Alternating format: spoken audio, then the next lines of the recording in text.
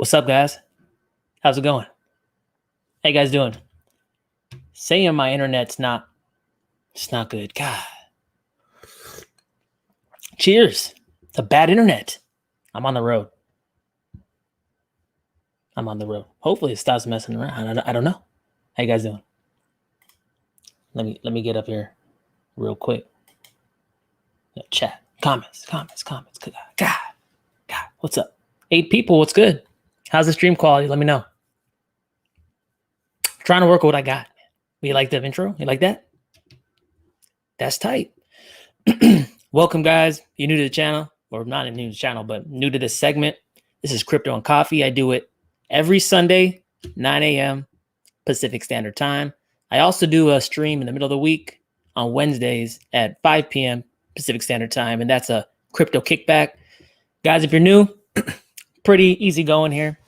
Kick back, drink some coffee, look at some crypto, interact with the peoples.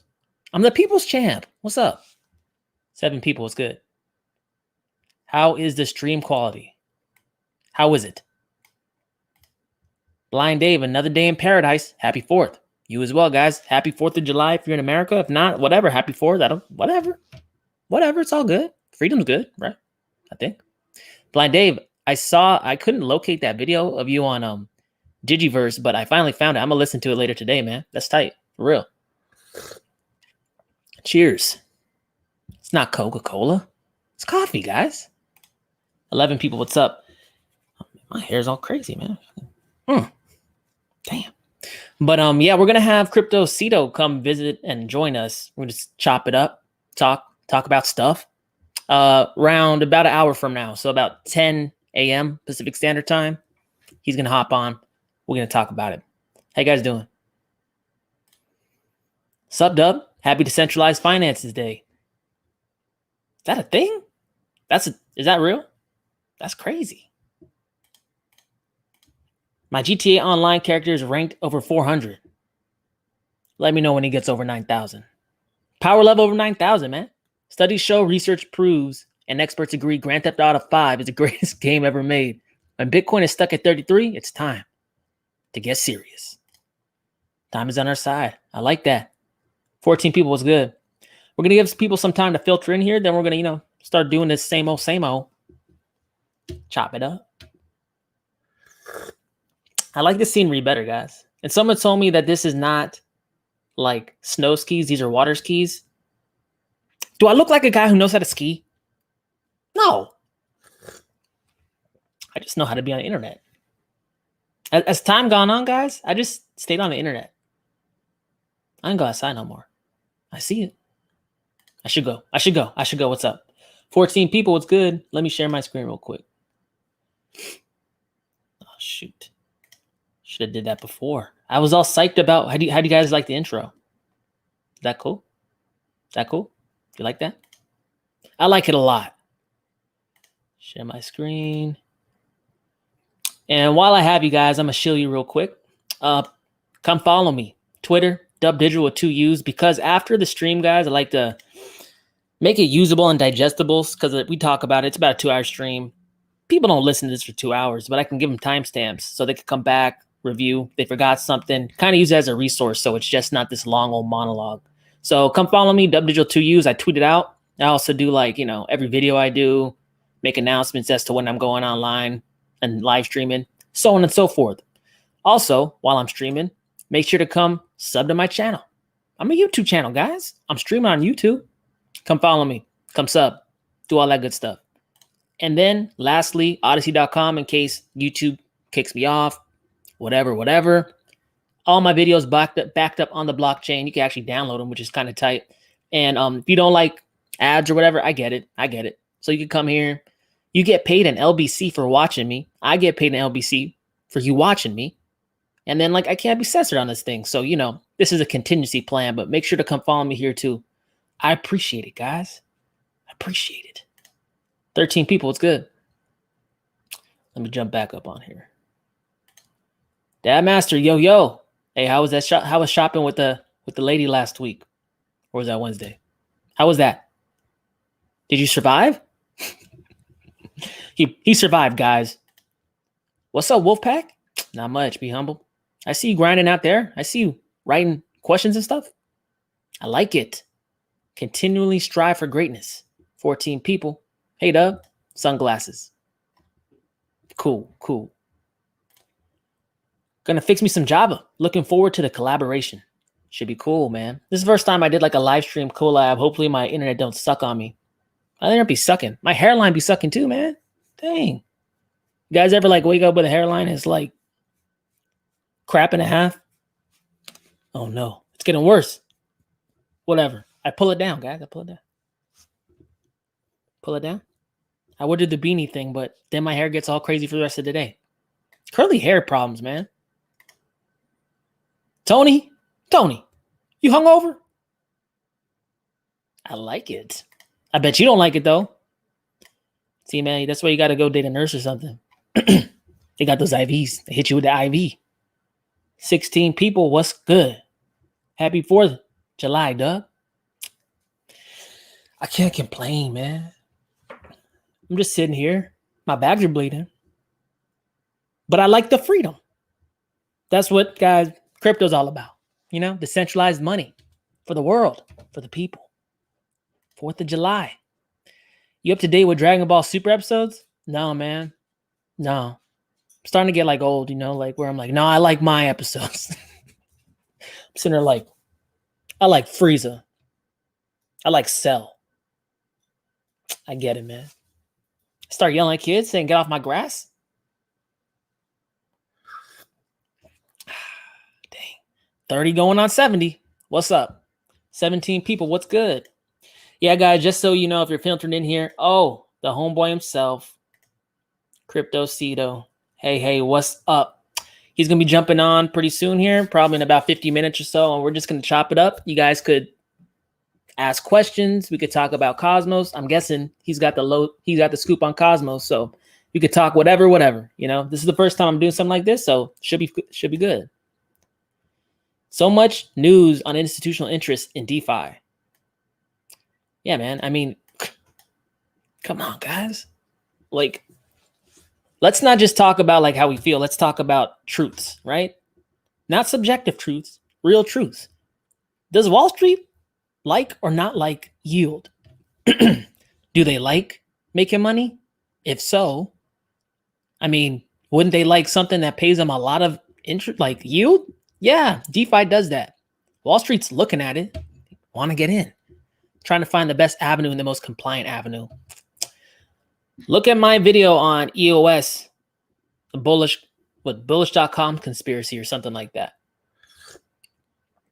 I did it a month, now I looked at it like 6 months ago. Prophetic word? I don't know, man. Excited to be joining soon. Eyes. Excited to have you, man. Guys, Cryptocito, a good friend of the channel. Good person to know. Let me know if my stream quality sucks. It says, no, it keeps dipping in and out. I'm not in this spot today. I'm in another spot. Even though my spot's not very good with internet either. You guys got suggestions? I like maxed out my internet provider connection. Maybe I should just like get, you know, like that thing in the Matrix and just hook me in there. Hook me in the Matrix. Neo-esque. No? Weird? I don't know. Guys, come on. Saying this is a loosey-goosey crypto hangout. But what's up? How you guys doing? Good morning, Dub. Wolfpack. Got some cues later. Got to step away for a bit. Don't drop knowledge while I'm gone. Okay. This is boring. I got to drop knowledge while I'm gone. But I'm a timestamp it, man. Tweet it out. If you guys aren't following me on Twitter, make sure to do it because I tweet all that stuff out. Can't wait to ask about Osmosis. Hey, Osmosis, Gravity Dex, Cryptocito is the man to talk to. You going to stream on Theta Network ever? Yeah, can I hook it up to YouTube though? I see like Theta, that'd be cool. Odyssey, that'd be cool. But everyone's on YouTube, you know? So like doing all these different streams, that's kind of like, you know, I only got a certain amount of time in the day. But talk to your blockchains. If they could sync up like streaming across platforms, that's what's up, man. I would totally stream on everything if I could do that. It's just kind of like you got to pick where you put your most finite resource, which is time. But yeah, I got to get up on Theta. I'm not sleeping on Theta. It's just kind of like everyone's on YouTube. That's where the battle's at, you know?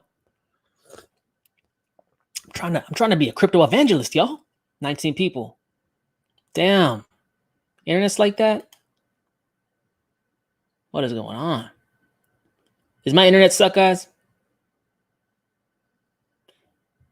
Ethernet port and disable Wi-Fi. Yeah, see, but like, I'm not in my spot. I don't got an Ethernet cord. I'm at my parents-in-law's spot. Shit. Damn. Hold up 1 second, guys. I'm gonna be back real quick.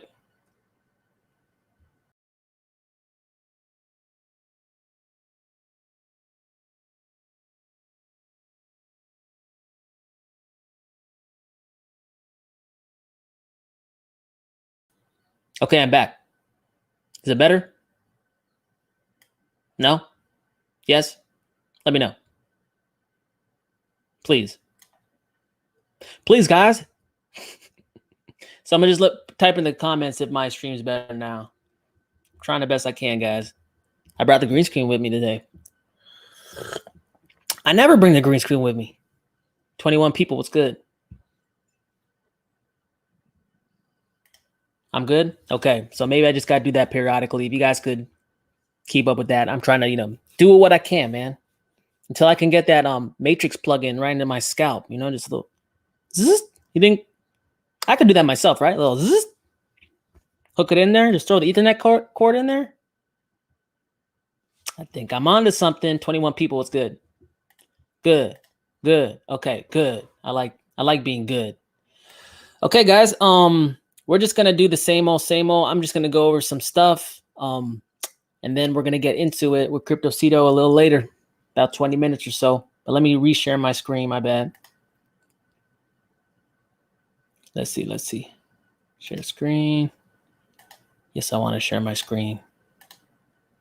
Thank you. Cool. So let's just take a look down on CoinMarketCap, right? I didn't even look at today. That's weird. 35,000. BTC, not bad. Ethereum, creeping back up again. I like that. See, guys, the one thing with like Bitcoin is it keeps like breaking out, coming back, breaking out, coming back. I think what was the lowest we got? 28,000 or so. Let's take a look at Bitcoin price. And you know what? Just to get, less confusing, I'm up on the weekly here. That's all I really care about. I just want to know about the long-term trend, guys. You're going to hear everyone saying, oh, trade in, trade out, and saying, oh, you're an idiot for not buying, like selling up here. And look, guys, I mean, if you're a trader, that's good on you, right? That's great. Awesome. But let's be real. Not everyone has the aptitude or the skill to be a trader. So I think it's like somewhat misleading for all of YouTube to act like trading is the holy grail when that's not everyone's MO. There's different people and different investors in all situations, right? Trading in, out, more on the short to midterm or the investor. Dubdigital, there hasn't been no famous rich investors in history. Oh, yeah? Well, what about Warren Buffett? You know what I'm saying? What about Druckenmiller? All these guys, man, they find undervalued, they invest and wait till it's overvalued, and then they got big old paydays, right? So just because you see a day trading crypto, whatever, or, a swing trade crypto channel doesn't mean that's exactly what you need to do or who you are as an investor. Focus on who you are as an investor, right? So I like to say trend is your friend, invest with the trend. We draw a line on Bitcoin right here, right? It's sloping upwards, man. I mean, we still haven't even came down and did a traditional resistance support flip on 20,000. Okay. Even if we did that, guys, I stress, even if we did that, that's still a higher low. Okay. Unless we come back down into here, that's when I'll start questioning things. But right now, we've experienced approximately, well, from the highest point to the lowest point of the wicks, 54% retracement. And I keep bringing up the same old damn thing. I'm sounding like a broken record, but it's all good. You guys know I'm a broken record. March 2020, oil went negative. Stock market crashed. A whole bunch of stuff went down. Crypto was bleeding. This was about 62%. At the body, about 50%. Okay, this was the last cataclysmic drop we experienced on Bitcoin. Okay, this current drop, even though bigger in number, is similar in percentage, guys. Don't focus on number. Percentages tell you the story. Okay, focus on the percentage. You still have this bottom trend line sloping upwards. And you know how parabolas form out, right? I'll just draw something just so you guys can understand. Let me take this out here. It looks ugly. As a parabola forms out, all is what's really happening is the steepening of the bottom trend line, right? Shoot, I thought I had a line here. My bad. Then we'll do something like that. You know, the curve, and, you know, I'm not taking account time frame. I'm just showing you the pattern of how it forms out. Then that. Then that. Until you reach a fever pitch and Bitcoin and cryptos are pretty much going up parabolically. Dubdigital, why the hell would that happen? We ain't never seen that happen. Oh, we haven't? I think that's exactly what happened back here in 2017. See how that goes? The bottom trend line slowly, incrementally sloping upwards, making a curve until, well, that curve becomes unsustainable. So with that said, guys, in a long-winded way of saying it, this is the progression, right? Sometimes things run up faster than they should. They come back down. As long as the trend's intact, I don't think there's anything really to worry about, not financial advice, but you know what I'm saying. I got to say that, guys. I got to say. And what I ultimately think, guys, because you know my methodology for pricing cryptos, right? Last all-time high in 2017 multiplied by what, a factor of 10? That's not outlandish because Bitcoin increased about a factor of 20 last from 2013-14 to 2017, right? 1,000 to about 20,000. So just having that, just to be conservative, because guys, I used to be in pricing and like stuff like that. That's like what we used to do, right? Just to be conservative, because it's always good to be pleasantly surprised. We're looking at a Bitcoin, if it hit $250,000 of BTC, that's another 6-7 times up. Is it crazy? Yeah, it sounds crazy, but it always sounds crazy when you're talking about Bitcoin, right? All right. 24 people, what's good? Icon stacking tether at 11% better than T-bill yield and real rate of inflation. Stream quality on point. I like that. I like it when my stream's on point. I don't look like pixelated. I don't look like I'm all in Minecraft and stuff. I like Minecraft, but I don't like the graphics, man. 23 people, what's good? Chain games might be a buy here. Chain games. Hold up. John Hill. Before we look at chain games, you know what we got to do? Gotta look. Oh, I'm not sharing my screen. Oh, hold up. No, I am sharing my screen. Little screen, big screen. I want to look at Bitcoin Diamond. Why? I want to look at Bitcoin Diamond because for some reason, I have some Bitcoin Diamond. Yeah, I know. I'm a little bit of a degen, guys. You got to know that. But guys, look, I just keep looking at this thing. And we know when the fever pitch happens, like in 2017, Q4 2017, everything was going up. Everything was going up. And everything with Bitcoin in the name was going up even more. Companies were like renaming their companies Bitcoin something, even when they weren't connected to crypto. And their prices were going up. So when you got real new money in here, I'm just looking at this just steep drop down. And this thing was released pretty much at the tail end of 2017 and 2018. I have a couple plays like this. While I might be somewhat irresponsible, just know it's a little bit irresponsible. But hey, Bitcoin Diamond, it shot up from what, $2 to $10 before this recent crash. It's showing me there's life in this thing. Weird, right? I know. 19 people. See, I lost some people. They didn't like that. All right, but chain games. And guys, if you're new to the stream, you can go ahead and throw out some tickers. I'm going to be answering your questions, whatever. It's just kind of whatever you guys want to do. And then we'll jump over to Cryptocito and we'll do that. But chain games, okay, this thing took off February 2021.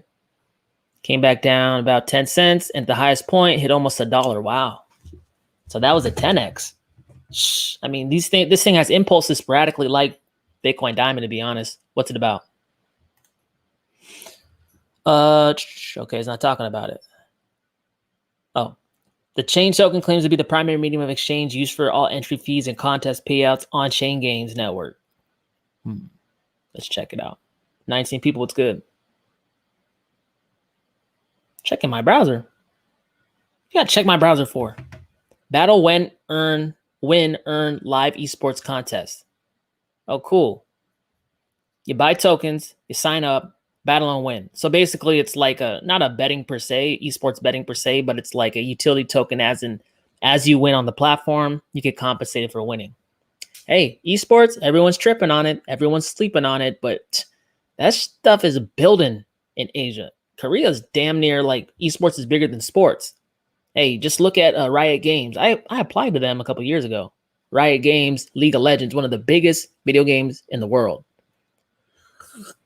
They started televising their live events. They have, if you guys don't know, they have a studio where they do those live events in LA. Yeah, so this thing's on the up and up. So anything like that, that's interesting. Partner with Atari. Bad Crypto Podcast. Trust Swap. Atari's big. Atari's making moves in the gaming space with Litecoin. They're in a Sandbox. I don't think they're in Decentraland, but interesting. Awesome. 21 people. What's good? I got a new logo now. I found out what's up with the merch, guys. The government, they want all these other questions. And I'm like, hey, you guys never heard of selling merch online? Because it says crypto in it. Damn. It's coming. The store's up. I can't tell you where the store's at. It's going to steal my thunder, man. No, I can't be selling stuff right now.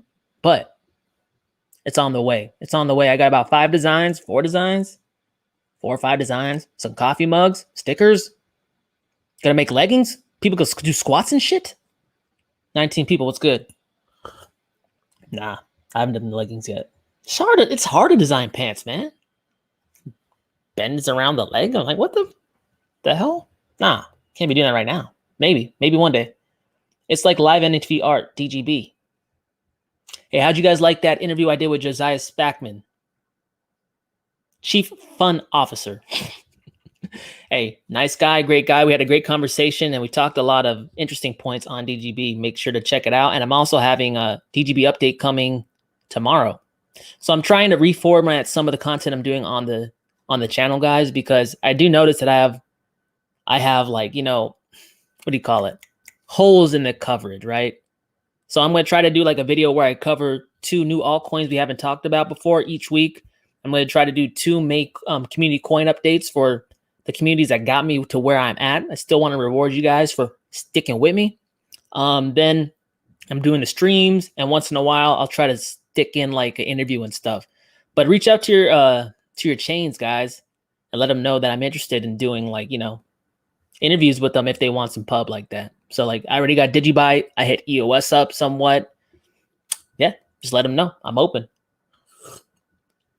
I'm an open book. Maybe do some ask me anythings. I just want to pick up the volume on the channel in terms of coverage. I want to step it up, because I did this for a year, guys, and I got kind of burnt out, but I took a little time off, took a little breather, and now I'm back better than ever. I got graphics. I got intro videos. That's crazy. It's love Sion every day. I see blue everywhere. Hey, he sees blue everywhere, guys. I'm away 2 milli BEPRO. I'm an investor. BEPRO. Hey, Dad Master, thanks for always supporting the channel. I don't ask for your money. Doesn't mean I don't appreciate it. Let's check it out. And shout out to everyone who comes up on the streams like religiously. I like that. The ride and dies, man. BEPRO. Dang. Dad Master's trying to. Dad Master, are you trying to buy Nobu? I think Dad Master, he went to Nobu, a couple months ago? SoCal? You guys don't know Nobu's like this really upscale like sushi place on like the coast of Malibu. I think Dad Master liked it so much he wants to buy it. I like it. All right, this thing, guys, flew up to almost, what, 3 cents or so back in March of 2021 when all coins were going ham. This thing retraced, damn, what is this, like 80%? I'm not going to do the math. 80%? Notice, guys, everyone was buying it up here in this straight parabolic line, and we talked about what makes a parabola, right? You obviously see the increase of the bottom trend line until it goes into a fever pitch, but everyone knows fever pitches aren't sustainable. But it's funny the way psychology works is right when everything's going up, people feel more confident in getting into an asset. Right when the probability of it dropping is the highest it's ever been. But when the asset actually drops and all that risk is removed, or most of the risk is removed, people then don't want to invest, even when the probability of it going up is higher than it's ever been. So, hey, Dad Master, overcoming that mental anguish, fighting back that scared mentality. He's got a growth mindset, y'all, an abundance mindset. BEPRO, I like it. Investors are starting to get interested again. Yeah, they are. Let's go back to the Bitcoin dominance, or not Bitcoin dominance, but Bitcoin chart. Just want to show you guys something I'm noticing too. Let's jump into the daily. Let's get rid of all these little lines. They don't really matter. But you guys seen my outlook for Bitcoin. Dubdigital, what the hell? They're at 33,000. How the hell we can get to 250,000? Okay, guys, well, look. Bitcoin moves with the ferocity of 1,000 suns. It moves up high. It moves up fast. I like that, especially at the last leg of the bull run. But let me zoom up, guys. Lowest we ever got was 28,000. Yeah, we had some scary drops. I remember this one, 30,000. People were shitting themselves. Came back up, did it again. People were like, oh no, dead cat bounce. I was looking for a dead cat bounce, you know? But hey, just keep looking at it. Dropped again down to 31,000. Dropped to 28,000. How many times do you have to see this thing to come back? Well, people are starting to see it come back more and more and getting more and more comfortable that maybe Bitcoin isn't going to drop down right away. Maybe these are shakeouts, right? Hey, I get it. It's scary stuff. Sitting at the knife's edge. There's no real support down here back to 24. And if it dropped below that, 20K. But it hasn't dropped yet. And every time it recovers, it gives the investor sentiment more and more conviction that maybe Bitcoin isn't going to drop down further. Maybe 54% was the lowest it's going to go. Maybe this is going to turn into an accumulation kind of bull pattern. And as the bull pattern forms out, it gives people who know what they're looking at more conviction that this is actually accumulation. This is actually a postponed or delayed continuation move. We'll have to see. I'm not saying I know everything. I ain't no freaking, palm reader. I'm not out here reading your palm. But as good investors, we look at the evidence, we adjust our plan. We look at our evidence, we adjust our plan.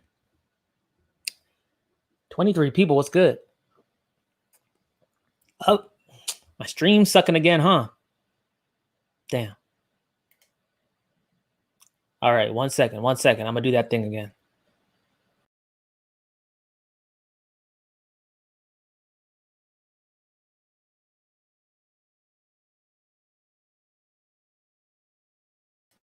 I'm back. You good? 23 people. Nice.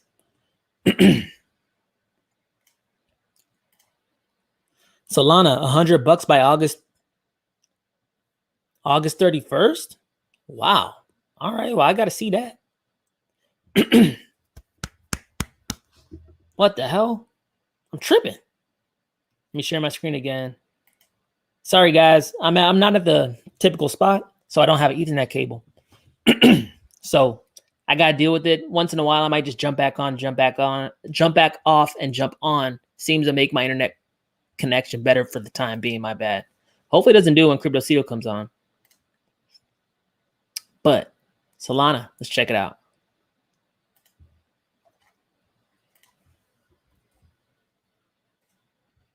$25 people, it's good. Hey, you guys remember we almost had 100 people on the stream like when crypto was going up? Yeah, use this as a metric, guys. You could just log on to Crypto and Coffee every Sunday. See how many people are on this thing. Shows you how bullish people are. It's a data point, guys. Solana. Look, okay. I could see a triangle forming up, you know. Obviously, before anything takes off, we're going to want to see an increase in volume for sure. But yeah, Solana, highest it hit was what? $55. So you're just talking about essentially a 2x from this point, more or less. Yeah, doesn't seem crazy to me. When you think about how Bitcoin, it has to move so high to hit a quarter mil. Well, you know, that's an assumption if it does hit a quarter mil. But Bitcoin going up 6x or whatever, 4x, 5x, whatever. I mean, altcoins are smaller market caps in general, makes them more volatile to the downside, but also to the upside. Doesn't seem crazy, man. Solana dipped down to about $25 in this crash in the lowest point. Bounced up, made another low, but it was higher at 26. That's what we want to see, you know? Higher lows means it's respecting the trend. Whenever you have consecutive breaks in the upward trend line, you know, lower lows, then that's when it's signifying to you that the macro trend is shifting, changing. But at this point in time, I don't see too many cryptos ultimately making lower lows than they did in the bear market. You know what I'm saying? But, you know, we'll have to see about that. I ain't no freaking mind reader. 26 people, what's good? What can I say? I love Digibyte. That's all. Oh, we know, man. We know. You love that. Can you explain if you think Zookeeper NFTs are worth more today than they will be 654 days when all Zoo is harvested? Got a couple 15-day NFTs coming this week. Very excited to open. They should be, right? They should be. I mean, look, guys, these projects that are fairly mined or look like pretty much no pre-mine, all that stuff, they're giving these coins to you as if you're the inside investor, rewarding you for being early liquidity providers. They didn't go the other route, which is getting, you know, private investment and all that. There's good and bad with it. Good thing is you get in early. Bad thing is you got to make your own traction. You got to bring that traction. That's something that private sales help with. So you have to be patient with this stuff if you believe in it. Hence, believe in it. You got to believe in it because it might be prolonged until you see any meaningful price appreciation before people really understand what's happening with these ecosystems. But Zoo, gamified mining, right? And I think Zoo is acting as an initial liquidity anchor for WANSwap. That's why WANSwap's giving dual rewards to them, because it's letting people lock in their capital, providing, you know, initial liquidity for WANSwap. But do I think it'll be more expensive now than next bull run? I mean, more expensive in the next bull run? Yes. If you're just saying 2 years from now, well, what was that? Yeah, 2 years? I don't know. It depends when the bear market comes, right? Everything's depressed. Everything falls down, even Bitcoin in the bear market. But in the next cycle, yes, it's much more valuable because it increases the rate you get from your mining. That's just essentially equates to more money. Who don't like more money? You know? I also talked to the team. They have some more plans for Zookeeper coming down the pike. I'm not privy to that yet, though. But I will be transparent with you guys in saying that I've been switching all my Zookeeper rewards, mining rewards, into WASP. Because WASP is lower cap. WASP is hard cap. And WASP is a decentralized exchange. Right? Just like Gravity Dex. Same reason I like Gravity Dex. Same reason I like Osmosis. It lets me go back and forth. Well, Osmosis, no. But you know what I'm saying? It lets me go back and forth between chains. And when you understand what interoperability really is, it means more money can leak into these platforms because they can just accept more than other chains. You think Uni's is valuable? You think Sushi's valuable? Then wouldn't a cross-chain desk be multiples more useful and valuable on top of it? Yes, I do. So any ecosystem that's cross-chain, Cosmos, Icon, WANchain, I like it. I like it. Long-winded way of saying it, I know. But hey, just gotta be real. BCD holding. Me too, man. Me too. I want that. I want that new money pump. 60K BTC sounded crazy in early 2017, and again when the Rona started. Oh, I can't say it. I gotta whisper. I'm sorry, YouTube. Dang.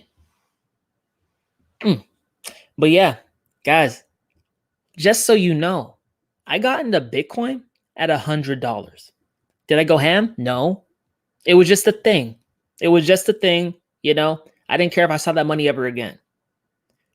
If you told me in 2013 that what, couple $100 investment would have ultimately turned into 6-figure something, I would have said, you're tripping, bro.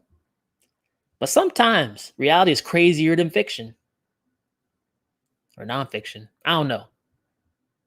The one that isn't real. I like it.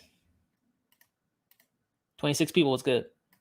Off topic, but I remember walking into Target and Walmart, same quality t-shirts, nicely packed, with way higher prices at Target versus Walmart. I walked out and thought something did not add up at Target. Target. Oh, those schemers. It's Target, man. Did you go to Target or Target? There's a difference. Hey, my girl be loving Target. She's like, hey, you want to go walk around at Target? I'm like, what? For what? She's like, no, I don't know. She's like, she be liking Target like that. I don't even know. That's a real good interview with Spackman, Digibyte. Love the energy. Watch the whole interview. Awesome, man. Great. I thought it was good too. We talked about some good stuff and he gave us some insight as to what he was excited for on Digibyte. And guys, so you know, this is pretty interesting to me, but Digibyte's tech's getting adopted and they're not even like facilitating the adoption. People are just picking it up. And the Digibyte awareness team is like, oh, that's tight. You're using that now? I mean, probably the biggest one to me is Dubai. The royal family of Dubai is like using Digibyte. Like, that's crazy. And it's just a testament to the tech, man. I mean, damn. Ghost. Psh, I'm about to go Ghost. Nah, I won't. I'll stick around. Hold up. Is this one better than MILF? Irrelevant? That MILF coin was crazy. It could probably go crazy though. You know, subject matter. Let's see. Ghost popped out on the scene June 2020, fell down, took a dump on a sidewalk, and now it's kind of curving up. I mean, look, I see these like kind of prolonged collection patterns. This one was damn near like a year long though. You know, it's slowly sloping up.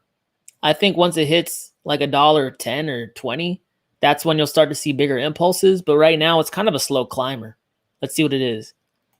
Ghost is a centralized ecosystem that was launched in 2020 with a simple goal: privacy. Transacting privately with anonymity is a basic human right. Most people believe that you are safe to use Bitcoin because it's the first cryptocurrency. Okay. The latter couldn't be further from the truth. Okay, I know this. Let's just go to the website. Ghost by John McAfee. Oh. He made this? Well, damn, that might just get some press. Because the whole McAfee thing, man. Damn, okay. Privacy-focused and decentralized ecosystem. Proof-of-stake privacy coin to help make you nothing but a ghost when transacting online. Oh, damn. Look at that ghost, man. That ain't Casper. That's Casper's pissed off cousin. Damn. Speed, security, scalability. Ghost transactions are fully anonymous by ring confidential transactions. Ring CT, that's the same thing that Monero uses. Hiding the sender, receiver, and the amount. Okay. Privacy, decentralized, fast transactions, low. Ghost veterans. What's the tokenomics on this thing?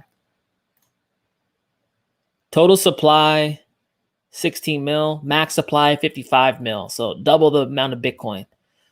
So, I mean, when you put it like that, I mean, all you really need is 55 of these things sitting at 45 cents to be in the 1 milli club. Let's do the math. We can do the math.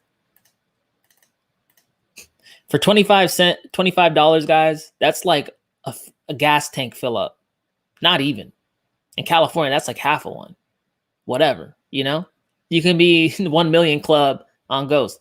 And like you guys know, like how I like to do it. I like to get in that club just to get like historically a significant amount of a chain, and I don't got to go ham in it. Like, I don't got to overexpose myself. I just have to have that in case that thing takes off later on.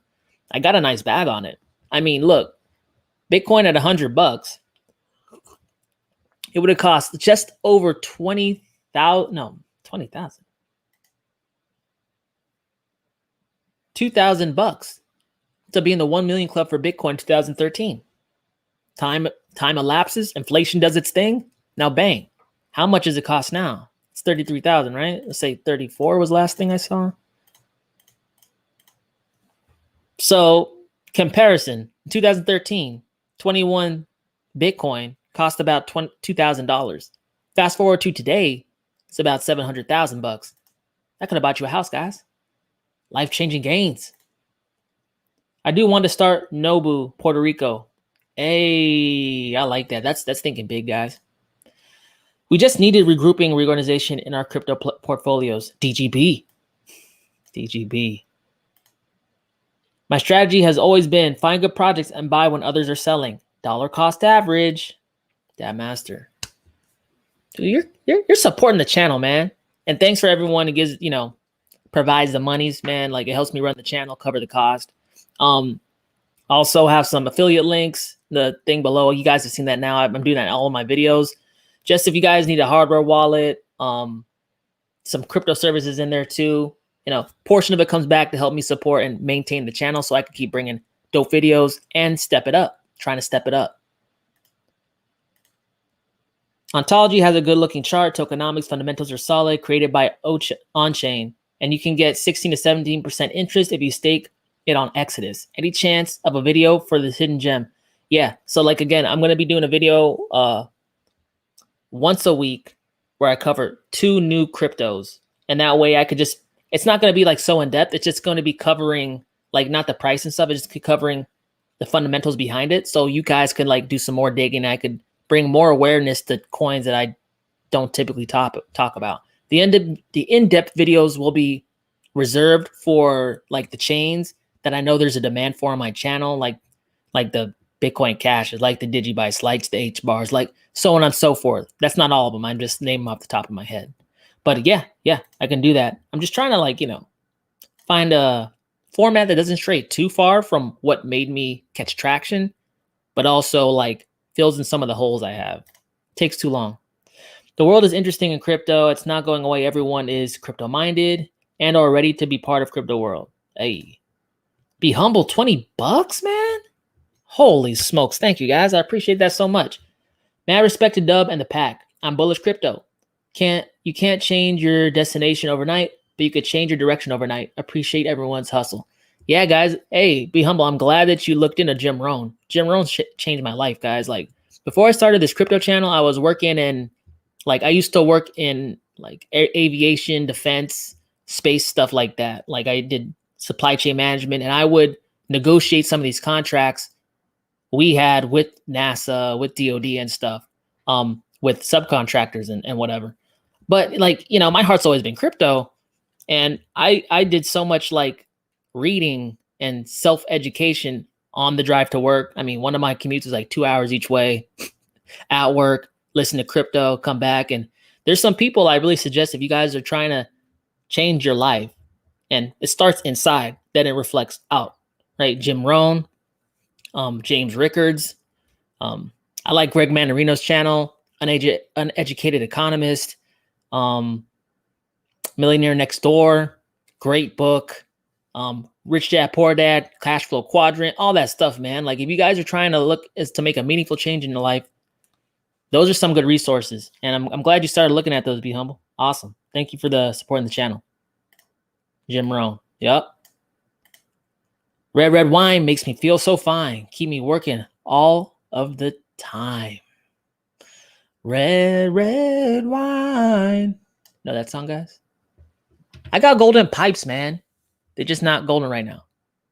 26 people, it's good. And we got the famous Cryptocito coming up on here in 15 minutes.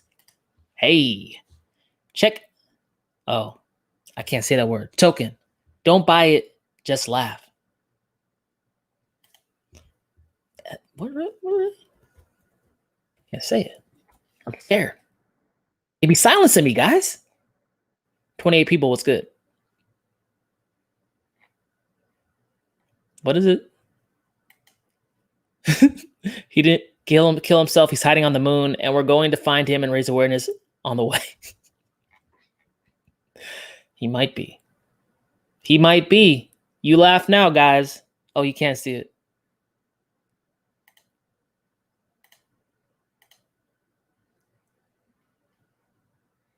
Looks like a bag of milk. Lols. Red target. I like it. Yo, what's good, Dub? Just joined. Welcome, Soggy Chips. When are you gonna start? When are you gonna start that crypto cheesecake NFT collectible? Bro, you know people would buy crypto cheesecake. You know that.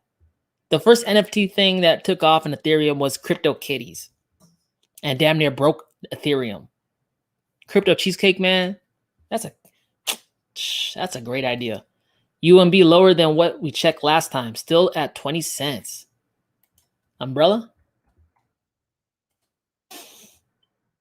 You pegged that low, huh? Let's see it. I mean, it's on the bottom, man. It's creeping. It's creeping. This was tough. This thing's been bleeding out.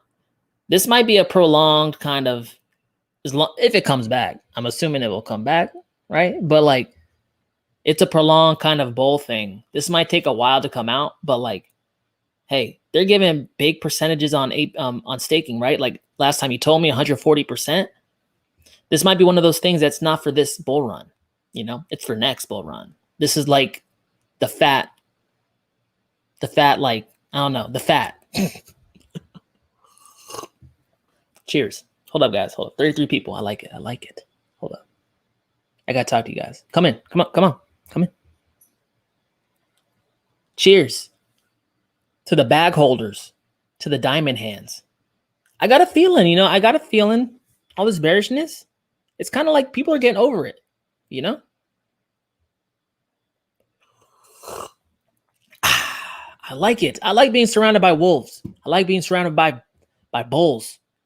You guys just don't leave me when the crypto bleeding a little bit. Damn, guys, crypto's bleeding every cycle, okay? It's happened every single cycle. Every cycle. Managing liquidity rewards on Osmosis. I need to rewatch Cryptocito's video on that. Hey, we're getting ready. It's coming on about 12 minutes. We're going to talk about it. My conspiracy theory on McAfee is he's not dead. Faked it. He got whacked. For real? Okay, Yeah, man, I don't know, man. I don't know what's going on. I can't make any, like, we're not going to prove nothing, right? Like, we could all just sit here with our thoughts, but it's weird. Like, everyone's doing it. Everyone. I don't know. I don't know about all that. Kind of off topic, but the billionaires BTC holder drowned are the coins now locked out and never got to be used again. That would make BTC shoot up this past 100. I don't know. What does that mean? Did I just read that weird? I might have. Sometimes I can't read, guys. It's Sunday. It's the Lord's Day. Hero Coin. Digitize yourself through NFTs and insert yourself into games. Might be something worth checking out. Hey, Jared, welcome. I like it. Let's see it.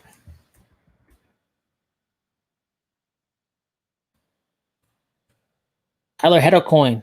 No, Tyler Hero? Basketball player? He's got the shot. Guys, got the shot. Is it this one? Farm Hero.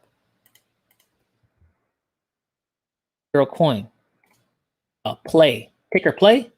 Okay. 33 people. What's good? Hey. You know, this chart looks a lot like Wanchain and Icon, right? Had a pump up, April, May timeframe. It's bleeding down. Yeah, guys, I think like this is obviously a small cap. What's the circulating supply or total supply is 52 million. Okay, at least not in the billions. I'm seeing coins in the billions every other day here, sometimes trillions. How much is circulating? Oh, it sells. Let's just pull it up real quick. I'm going to go through the rest of the comments real quick, and then I'm going to bring on Cryptocito, and we're going to talk about it. Hero Coin Play, GreenTube, Novomatic, Interactive, Acquire, Esports Platform, Provider, Hero. What? The challenge. The online betting industry has suffered from a lack of innovation for years. Over time, player conditions constantly worsened, fees have increased, odds are in the favor of bookmakers, and regularly winning players are banned. Hero radically changes today's centralized way of online betting. The token and its smart contract allow decentralized peer-to-peer online betting in any field. Interesting. ERC20. Where can you buy it? KuCoin. Okay, KuCoin. I mean, the volume is super duper small. It's like in total, it's like $7,000. So liquidity might be an issue, guys, but seems interesting. Thanks for that. All right. I really never really get shook out conspiracy theories and the Fed Reserve, but the McAfee had me shook. I can't say hit and had. What the hell? Had the craziest story from working at the casino at the Cosmos. I had to sign the NDA. Oh wow. Hey, I'm trying to stay as a channel though, guys. So like, you guys aren't part of my Telegram group. It's in the description below. We could talk about all that over there. But you know, I'm trying to preserve the channel. They be coming at people nowadays, man. Sup, Dub? Crypto will be the future nest egg for men and women who want to store their wealth outside the reach of the system in case of nasty divorces. That's for real. Good luck taking it if they don't know it even exists. But like, even if they did know it exists, just say you lost it. Like, I don't have the seed phrase. I forgot my password. What are they going to do? Make you remember it? No. I hear you though, man. Like, I already know someone who did that. It's like, I lost my ledger. They can't make you remember it. It's a brain wallet, man. Bro, I'm gonna get on that soon. It's a great idea, LOL. You know it is, man. Shoot. Marcin, is that metal for me? I like it. 31 people was good. That's not it? No, I think I pulled it up, right? The hero coin? You said hero coin. It sounded like online betting and stuff. Oh wait, online betting? My bad. Sorry guys, sometimes there's a lot of them on CoinMarketCap. Give me the ticker, please. It'll help me out. YouTube changing people's speech, fear of reprisal on videos is obvious. YouTube, 1984, Big Brother, Ministry of Truth, scary. Yeah, the reason is, man, like, we can go to fringe websites, but it's like just us out there. Like, you're not going to bring anyone else into the fold. This is where like the battle's at, you know? So I think it's better to stay somewhat, I guess, self-censored if you could reach more people. Mine's not one of really conspiracies per se. It's just more like financial, I don't know, education, I guess, crypto education. I don't know. So, you know, I don't got to get all crazy with it. I'm just trying to help people get financially free. Then they can do all that stuff afterwards, you know? But like, first step is like, get off a baseline. Still swapping new and XLM when opportunity presents itself, and bought 300 euros of new at 15 pence when I got unexpected tax return. Wayne White, what the hell is all that? I'm American. I think in terms of dollars. But yeah, that sounds good, man. New. I think it's a good use case. Just kind of like, you know, it's very technical. If you guys haven't watched my video on it, I did a while ago, but it's pretty much proxy encryption. So you could revoke keys for encrypting. Right now, if you give someone like a key to like unlock an encrypted file, they can do it forever. Sometimes you don't want them to do it forever. Maybe they didn't pay their dues. Maybe they didn't do something and you want to take it away. New makes that possible. I think that's something special about it. Meta hero. Okay, one second. Baby Doge. Do. Do baby Doge. TRAC. Someone shielded to me. Chart looks okay. Okay, these are the last two. Then I'm going to bring Cryptocito on, guys. TRAC. Okay. Origin Trail. Hey, you guys ever play Oregon Trail when you're kids? Or whatever you were? That's tight. Shooting squirrels and stuff. It's not animal cruelty, man. You got to get to Oregon. 31 people. What's good? Dang. I mean, this is a big accumulation. It popped out in the scene 2018 in the bear market. So this is expected. Nothing's growing in the bear market. Then this thing ran up to damn near $1. Right now we're sitting at 30 cents. So effectively went down about double, a little more than double, maybe 60%. Volume looks interesting. Origin Trail is an Ethereum-based ecosystem for supply chain use cases founded in 2011. What? The idea behind the project is to employ power of blockchain technology in the sphere of logistics and supply chain management. That's interesting, man. That's kind of like a VeChain-esque kind of a use case. Oh, it's for sheep and corn. Origin Trail is an ecosystem dedicated to making global supply chains work together by enabling universal, collaborative, and trusted data exchange. Interesting. Make sure to check it out. OriginTrail.io. Hey, I used to work in supply chain, guys. It's a big old problem. It's a huge problem. People don't know where stuff is. I'm calling people like, hey, is this stuff coming? Nah. What do you mean, nah? Yo, supply chain, dang. And that was the last one. And then we're bringing Cryptocito on. About 3 minutes. Meta Hero.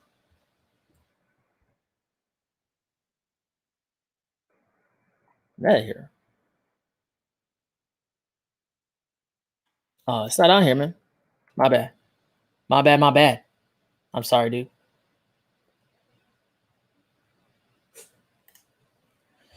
I can't wait for Cryptocito. Love fire. Well, you know what, guys? You know what? Little bit early, but I think it's about time. I think he's up on here. So without further ado, guys, let's go ahead and get it.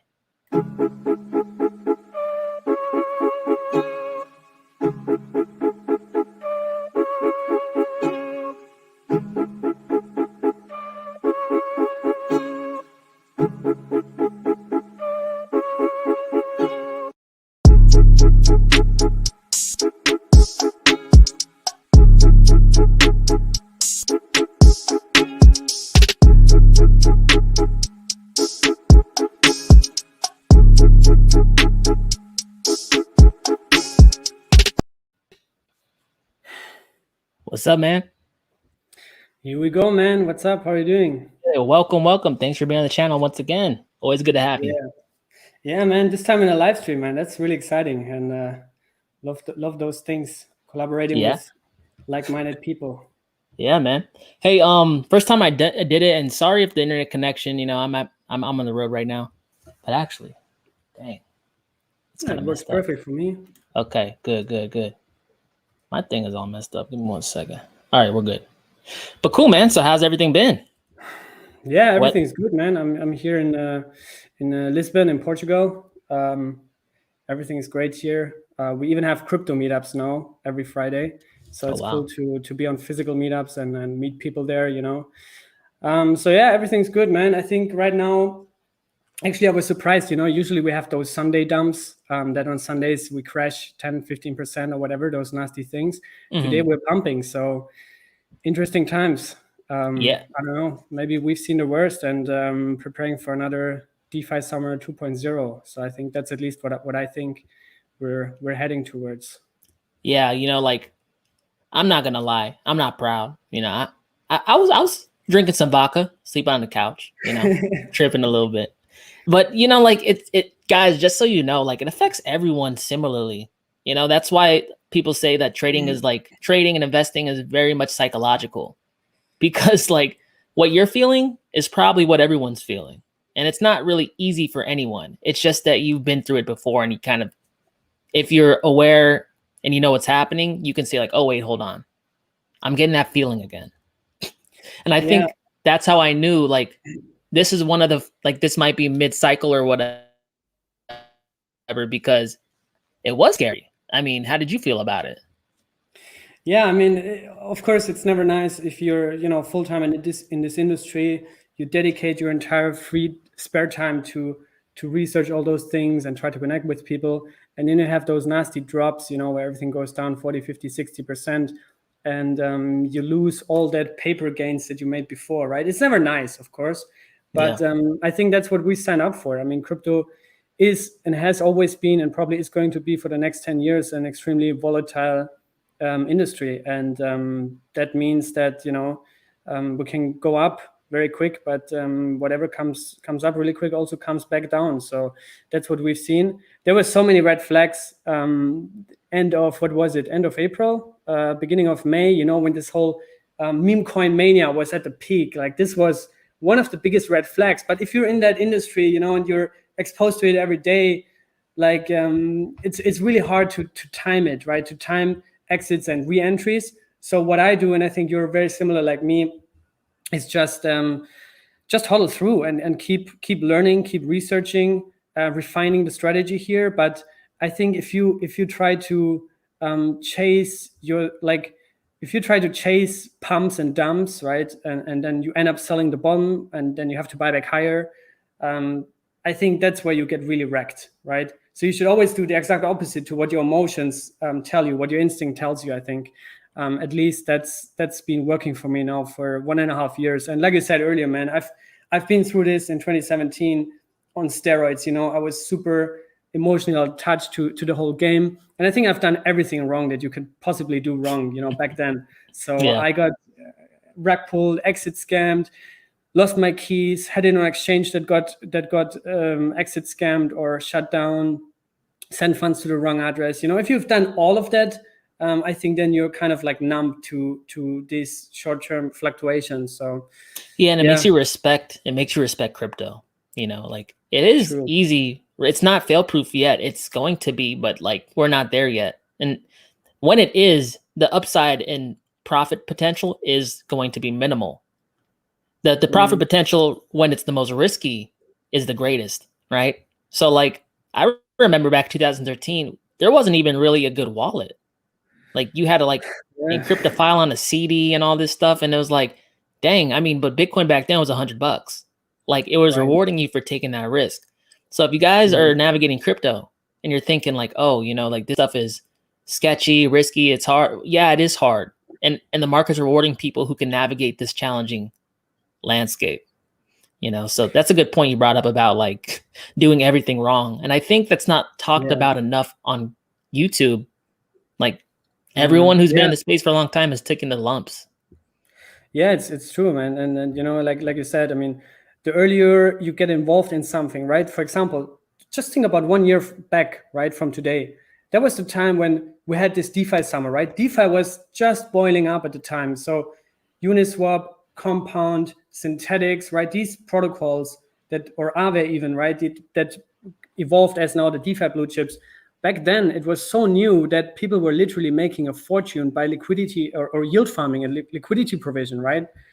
And now it's kind of established. But those guys who were in it early, they took the highest risk and they also got the highest returns, right? So I think crypto is so fast moving. There's always something new, right? There's always a new narrative, a new product that's going to kill it and also potentially be sustainable, right? Even though 95% is really risky and is probably not going to make it. But if you expose yourself to that industry daily and are not just a silent observer and, like you say, listener to YouTubers, right? Don't even listen to anything that we say here. I think core thing is to take action, to become an avid user, to play around with different wallets, with different farms, right? With different liquidity pools. And that's how you learn, and that's how you potentially can also refine your personal strategy. So that helped me a lot, and I try to always encourage people to get active, right, and not just speculate on a price, because if you just speculate on the price, like, you basically leave it up to the destiny, right? And so the best thing you can do is just take action, read, learn, research, use the products, and that's it. For sure. Yeah, and I've been giving you credit as to like, a Cosmos evangelist, more or less, right? And I saw one of your tweets, man, and it said like Osmosis is like one of the best kept secrets in crypto right now. Maybe we could talk a little bit more about that, because I found out about that maybe a couple days after it launched or whatever, and the returns were just insane. But like, how did you come up on knowing about that? And how's that ecosystem been treating you so far? Yeah, that goes actually back to basically the time when I really discovered Cosmos and started to learn about it. That was actually early in like late January this year. So not too long ago, 6-7 months ago, right? And it was that time, when I was just on Twitter, and back then I was really deep into Polkadot and Cardano. Those were my two big bets, right? I thought man, these protocols have really huge potential to get established there and also take some market shares from Ethereum's DeFi market. But then I learned about Cosmos, and initially I thought Cosmos is kind of like the small cousin or a small forgotten brother of Polkadot, right? Because I knew they have some shared office in Berlin, because I'm German, so I used to be there sometimes and hang out there, and I remember something, right? So I just started to learn about it, and literally the first video I made about Cosmos was basically in the context of, it's kind of like doing something similar like Polkadot, but it's still kind of like behind Polkadot. But then I started to really go deep into it, and I noticed man, Cosmos is actually ahead of Polkadot. So it's man, these guys are trying to build the true internet of blockchains, interoperability, something that you talk about a lot as well, which I think is one of the most crucial and essential parts in crypto and in the blockchain economy, because if you can't have compatibility between blockchains, it's more or less pointless, right? It's very user unfriendly. So I figured that this is a big problem to tackle. And then I saw that IBC, which is their inter-blockchain communication protocol, was scheduled to get released and public on February 18th. And literally a few days before that, the Osmosis Twitter channel got created.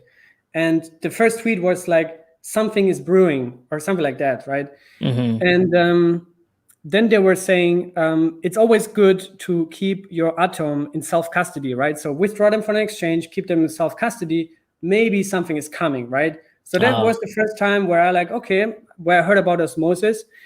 And then obviously I did that, I told my friends also hey guys, if you hold Atom, remove them, hold them in self-custody. And then it was silent for months, right? And then on June 19th, they launched. And with the launch, they made a massive airdrop. And I know a lot of people made crazy amounts of money with that airdrop. Unfortunately, back then I didn't have much Atom because I just started to learn about it. But it was still bigger than Uniswap airdrop back then for some people, right? So it was in relation to how many Atom did you hold. But yeah, so there was the airdrop. And anybody listening to this now, if you held Atom in self-custody before February 18th of this year, go on osmosis.zone and claim your airdrop. It's going to be probably a very juicy one. So that's kind of my introduction to Cosmos and Osmosis. And yeah, I mean, since they launched over the past 2 weeks, they generated nearly 100 million in total value locked. So this thing is on fire. They have so far, I think, nearly 16,000 users, which is cool, which is a lot. And it's the first interoperable decentralized exchange where you can trade coins of sovereign blockchains, right? That's the key innovation here. It's not just ERC20 or Ethereum-based coins there, right? Like you have on Uniswap or 1inch or all those kind of Ethereum-based exchanges. It's all sovereign blockchains, and it's a journey. Of course, it's a process. It's just getting started. There are some front-end bugs and here and there, but it's gonna be fixed. And I think it has a great future ahead. So do other DeFi protocols that are coming on Cosmos, actually in July as well. Which I'm really, really excited about. Yeah, Gravity Dex, right? Yeah, Gravity Dex is coming on the 12th of July. Nice. I think they haven't announced yet if they're going to release a governance token for that exchange. I think it's still in the discussion. But if it's going to come, I got my Atom liquid. I bought some more, actually. I didn't unstake them, but I've got some liquid. I'm going to farm the shit out of it, So that's what I'm looking forward to. Awesome, man. Hey, real quick, I'm just taking I'm looking at some of these comments here, and people are posing questions regarding Cosmos, and there's no one really better to ask than you, in my opinion. So Be Humble says, if you were to invest 2,000 in Cosmos, I guess the number is really irrelevant for the question, and its ecosystem, would you just buy Atom, stake on persistence, or Osmosis? Not financial advice. Yeah, of course. I mean, that's always tough, I have no idea. So that's what I said earlier, play around with these things. I think you're alluding to persistence because they're going to launch their P-Stake project. So persistence is another Cosmos-based project. Not sure if you heard about them, but they're pretty big, based out of India, actually. I remember last time we talked about crypto in India, and the persistence team, they're based from in India, and have huge VCs backing them up.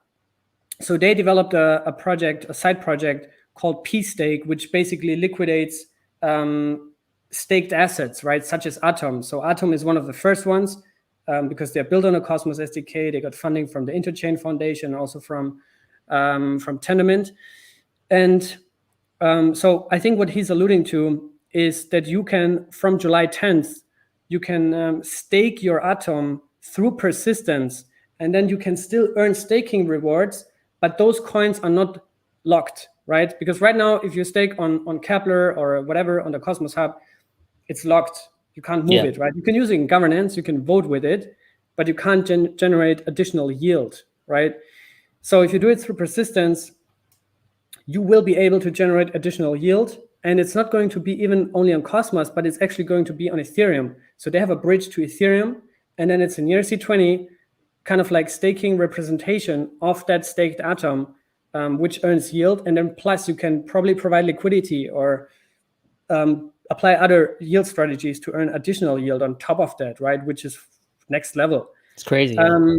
So, but would I go with all, like with I think he said 2K, would I go with 2K into that? I would not do that. Like if 2K is your 100% of your capital, and you love Atom, you say, okay, I want to diversify this into the Cosmos ecosystem, probably take half of it, stake it on the Cosmos Hub, just so you got your Atom securely staked, normally through Kepler or whatever, and take the other half, maybe put 50% into Osmosis and put 50% into persistence, right? Because those things are brand new, guys. And that's the main thing.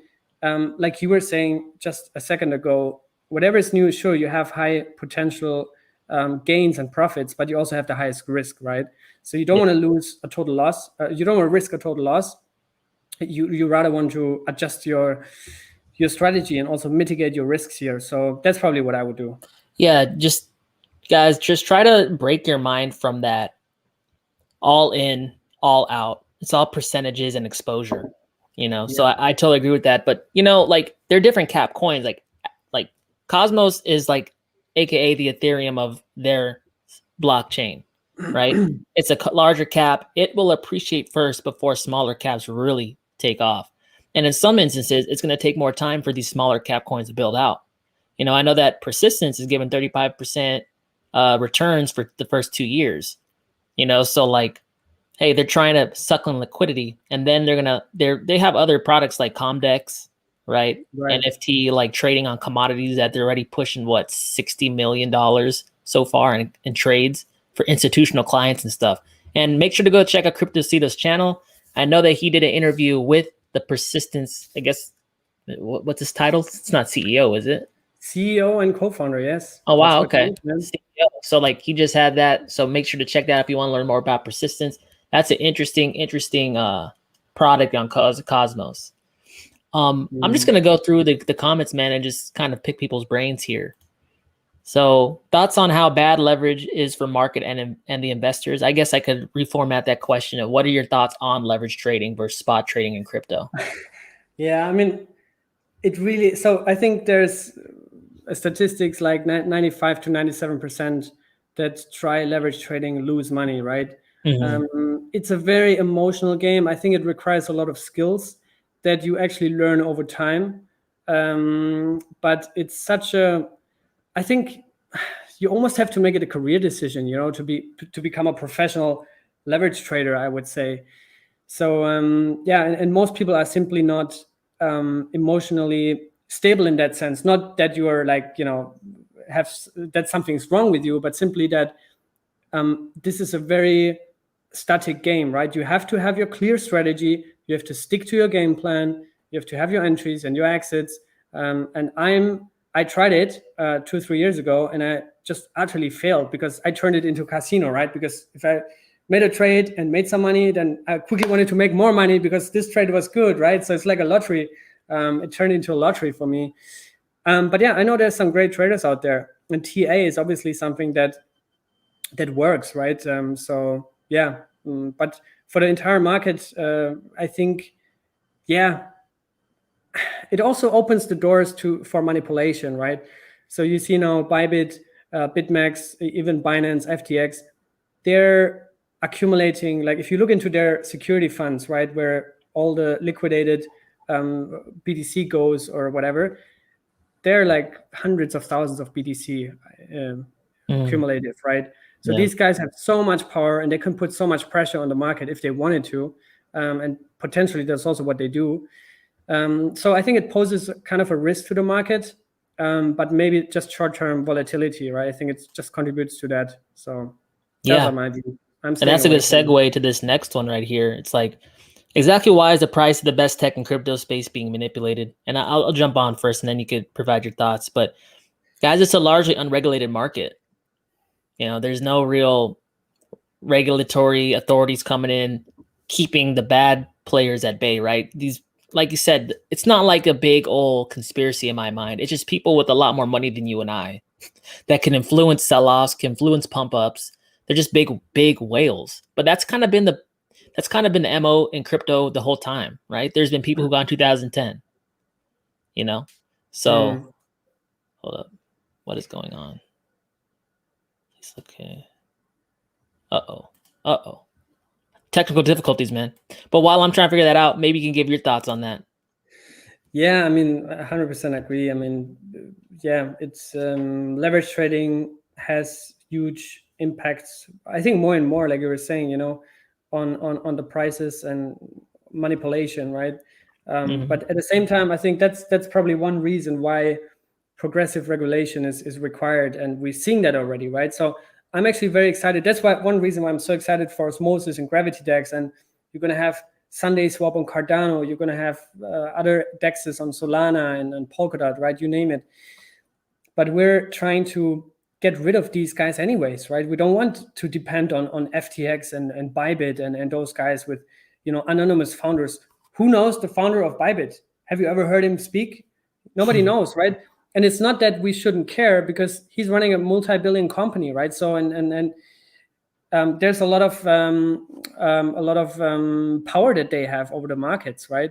So I think this needs to be decentralized. This is one of the key things that needs to be decentralized: the whole liquidity, the whole trading, so that you have everything also on chain, and just more clarity and transparency in the space.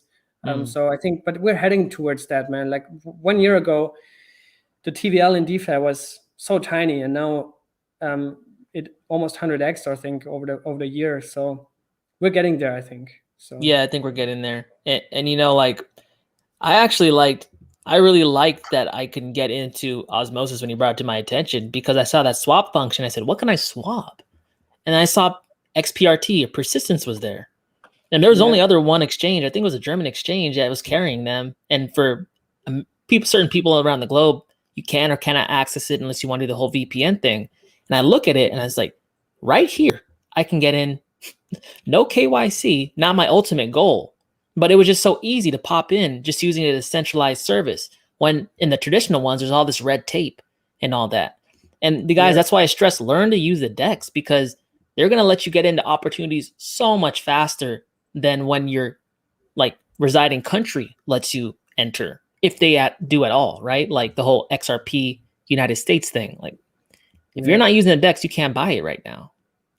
So. Yeah, exactly. Yeah. And that's why I think the more, like, there's this whole concept, we could talk about this probably another 4 hours, but this whole concept of chain maximalism and tribalism, right? I know your community is very open and inclusive. That's what I love about you and about your community and what you do.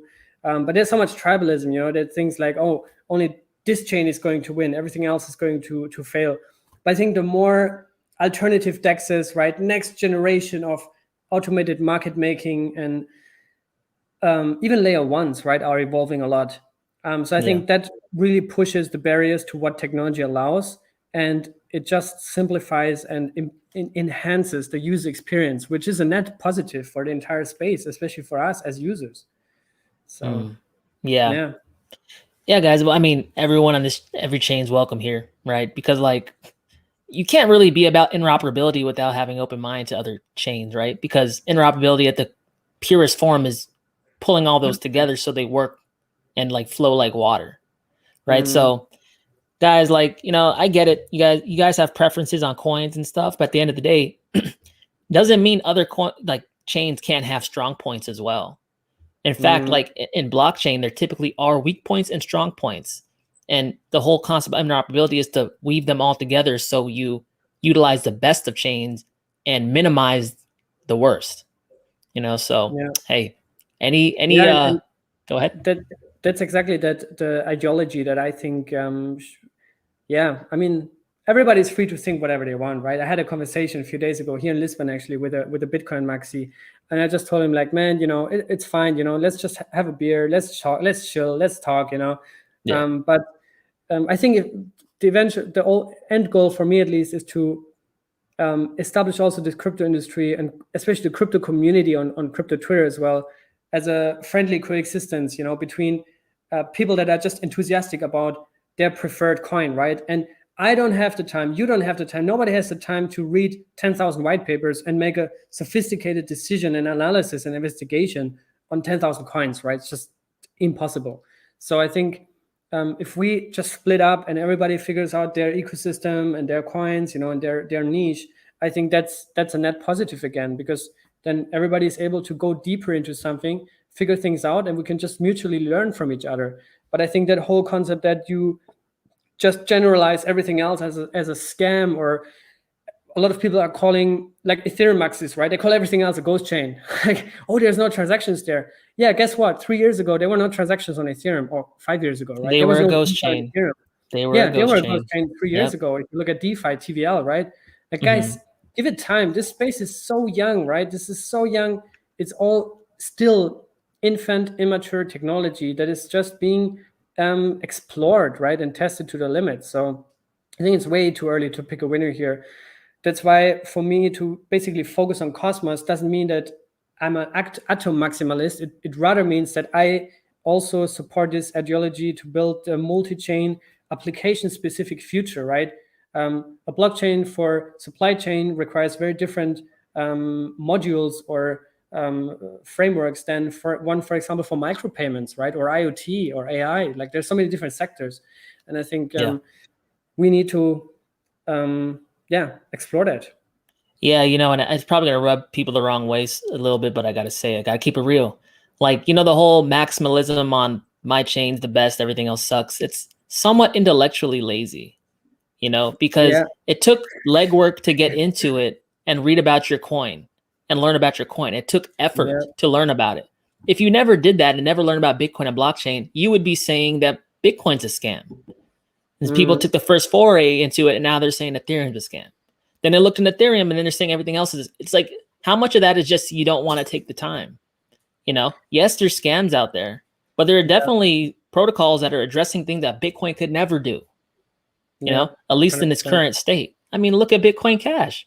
People talk a lot of hate on Bitcoin Cash, but you tell me that you're going to process a whole Bitcoin transaction for paying for a lighter at a gas station. Probably not likely. Bitcoin Cash can do it, you know? So like, and the whole thing is, it's all preference. Whatever geography Brazil likes Dash, they're going to use Dash. It doesn't have to be a whole global thing. It can be, but your chances of getting everyone to agree with you in the whole entire world is infinitesimally small. Like, you know what I'm saying? That's why I like interoperability. I don't have to pick what chain's gonna like be good. I just have to be sold on blockchain in general. You know, so. And I like that you brought up this geographic distinction, because we talked about this also in one of our previous conversations, that in Korea, right? In Korea, they have a couple of big projects there, such as Icon, right? Icon has a massive partnership with the island of Jeju in Korea. Then you have Phantom is a Korean project, also recently blew up. Then you have Clayton, which basically started off as an Ethereum fork, as an Ethereum hard fork, right? But it's just because KakaoTalk, which is the company that is behind Clayton, and one of the, or actually it's the largest social media app in Korea, right? It's the WhatsApp of Korea. So these guys have 50 million users, and Korean people just trust them, right? They're used to them. right? They don't know Ethereum, but they know Kakao. So they don't know Vitalik, but they know the founder of Kakao, right? So if this guy tells them, hey, here's this new blockchain, here's a new wallet, we're going to integrate it into Kakao, people are going to use it, right? They directly have access to 50 million users. Vitalik doesn't have access to 50 million users in Korea. Yeah. So that's the thing, right? That's how you still maintain that geographical distribution, right? And different chains for different regions, for different demographics as well, for different people, and for different purposes. And I think that's where we're heading to anyway. So yeah, For sure, and also in that context, that's also, by the way, how I structure my portfolio, right? Because I think, man, Korea is a strong market, India is a strong market. I need top picks from those markets. I want to buy them or to hold them, right? Because I think those markets are going to grow, right? So that's why it also impacts my investment decisions. Yeah, and if you weren't around crypto in 2017, you have no idea that Korea is such a powerhouse, because they really haven't shown up like they did in 2017. But back in the day when Japan was kind of throwing like some shade on crypto and China was doing its whole ban thing, which happened before, guys, just saying, Korea pretty much picked up the slack and was carrying the bull market by themselves in Asia for a little bit, you know? So like, that just comes to like, when did you enter crypto? And people who've been around are just kind of more aware of things that haven't happened necessarily this cycle, but doesn't mean it never happened, you know? So that's why I look at India. I know India's starting to develop into a powerhouse for crypto as well. I see more and more Indian-based projects coming down the line. South Korea, I always have my eye out on that. You know, like we have a whole bunch of them to pick from. And, you know, maybe, you know, some people say, oh, you know, this use case is already being done by them or X or Y. Doesn't mean there can't be 2 or 3, you know, and redundancy is a strength in resiliency, right? Like a strength in a market. You don't want to just rely on one. It blows up for whatever reason, technical reason. And then you can always pour it over or whatever. So, hey. Yeah, I agree. Interesting. Agree. Yeah. And we had this in 2017, I think was the first time we had the kimchi premium, right? Where Bitcoin and Ethereum and Co were trading at up to, how much was it? 20%? I don't even know, like wild premiums on Korean exchanges. And we even had it 3-4 months ago, right? So the kimchi premium is also a great indicator that shows, for one, Korea is a very strong market, huge demand in Korea for cryptocurrencies. And two, it also gives you an indication, where do we stand right now, right? Are we overbought, oversold, right? Also like this analogy that you said earlier, how many viewers are right now watching the stream, you know, that also shows us if you're in a bull or in a bear market. So it makes sense to also look into those things, you know, and it refines your sentiment for the market, to know where do we stand right now. For sure. Hey, Blind Dave, not an Atom yet. Where again to transfer XPRT? Yeah, so if you want to use the DEX, you'll have to have a Kepler wallet to integrate with your Atom on your hardware device or wherever you keep it. But then you basically hook that Kepler wallet up to Osmosis. Oh, what's it? Was it app.osmosis.zone, I believe is the link. Yeah. Yes. So that's how I'm getting XPRT without going through a centralized exchange right now. Awesome. I gotta look up where's XPRT listed right now. I don't even know. Gate.io and BitMax. Okay.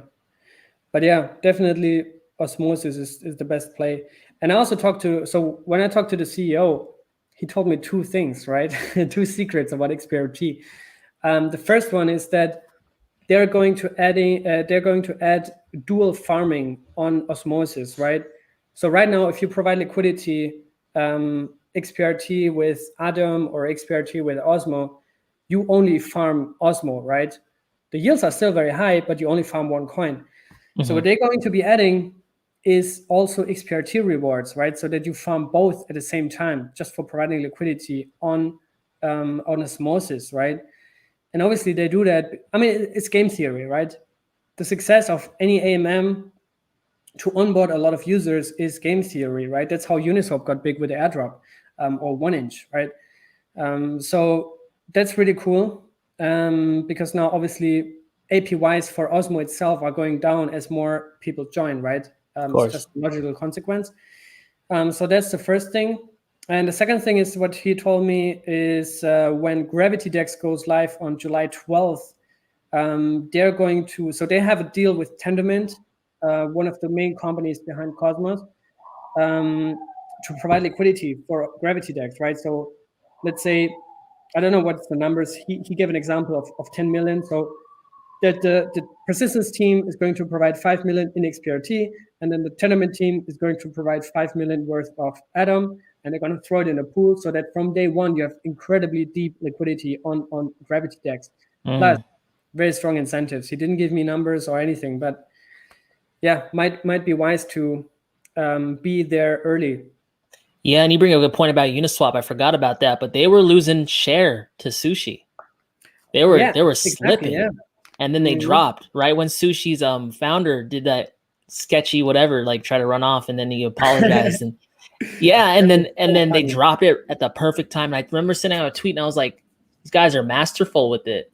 They waited for that moment of weakness and just rewarded people and got all that share back. It was so funny because it was basically an exit scam, right? It was Sushi was basically an exit scam. First of all, they took over hundreds of thousands of users or tens of thousands, I don't know numbers, but like a lot of users from Uniswap, because Sushi basically what they did, they copied the Uniswap code, but they pegged a token to it so that you could farm Sushi for providing liquidity, right? Way better incentives for users, right? So that's how they blew up. But then after, what was it, 1 or 2 weeks after it was really successful, the core developer was like shifting all the developer funds to his own wallet. Like how much was it, 10 million or 5 million? I don't even recall the number. And then he's like, yeah, I think I deserve it. And then crypto Twitter was like, what? That's crazy. That's Jesus crazy. Christ. Yeah. And then SBF jumped in, right? The founder of FTX. And he basically, on Alameda Research. So he jumped in and then somehow took it over. I don't even know why he did that. I still don't get it. Maybe they knew each other or whatever. I don't know. But he basically saved the reputation of Sushi, and then that's how Sushi got started. But this forced Uniswap, in hindsight, to also release a token and also airdrop it to all the users, right? So that came after it. Basically, Sushi was front running them with a token, but then Uniswap came later. And then 1inch came shortly after and did another major airdrop. So that was a funny story, but it shows, that's how innovation works. Competition drives innovation. It's as simple as that. Yeah, I saw an interesting one right here. Let me find it. Sorry about my dog. My dog is going a little crazy. That's fine. Milo, cut it out. But okay. So they talked about broader adoption in crypto, right? So which inning would you say we are in if crypto adoption was a baseball game? So I'm guessing they're talking about the adoption curve. So where do you think we're at in terms of the longer macro adopting for the populace where we're at currently, penetration wise? So I don't know anything about baseball, so I can't give you an analogy for that. A sport. Sorry, it's quite faked. But in terms of adoption, so there's these graphs, right, where you say like early adopters and innovators and latecomers or whatever. I think we're still early. I have no clue where we are. Everybody says different things, but I still think we're in this early, what is it called, early adopters phase, right? Maybe even in between innovators and early adopters. Obviously, Bitcoin was the large innovation that started it all, but DeFi, NFTs, right? All those things are also super innovative. And do things that Bitcoin can't do. So I think there's still innovation day by day. And we haven't seen anything from STOs yet, right? Security tokens. That's a huge innovation that's going to come sooner than later anyways. True. So there's still a lot of major narratives that are going to come. For me personally, cross-chain interoperability is one of the major innovations. And that's why I'm going so deep on it. But I think we're still very early, which means high potential rewards, but also very high risks, right? Big swings. Yeah, big swings. Yeah. But and okay, interesting. And like security tokens, you're so right. Like two of the platforms I'm looking at that really haven't done too much, but Ravencoin shot up out of nowhere. I bought that thing on the ground just thinking like whatever, like Ravencoin, they're slotting to do like security token offerings and also Polychain as well. And there's more now. It's just that you're right. I mean, or you mean polymath? Polymath, my bad. Polymath. Polymath, yeah, Polymath. You know, so like that's just the untapped. Once crypto gets more widely adopted and companies stop saying it's a scam, then they're gonna want to become, you know, tokenizer stocks, and they're gonna want to be slotted as securities, and that's a whole nother game that might be coming down later down the pike. But agree. Yeah, so that's why I have a good friend actually who is really specializing on that niche, right? And I keep telling him like, bro, stick to that niche because it's gonna blow up sooner than later, right? Yeah.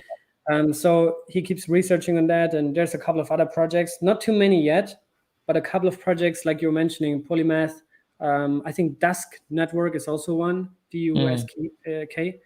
They're also in that area. Swarm, which is a very small coin, but I just keep buying small tranches of them, you know, just in case, because crypto nurtures off those narratives, and if that narratives blows up, then security tokens are going to blow up, and platforms that trade security tokens are going to blow up. So it's just preparation for that hype.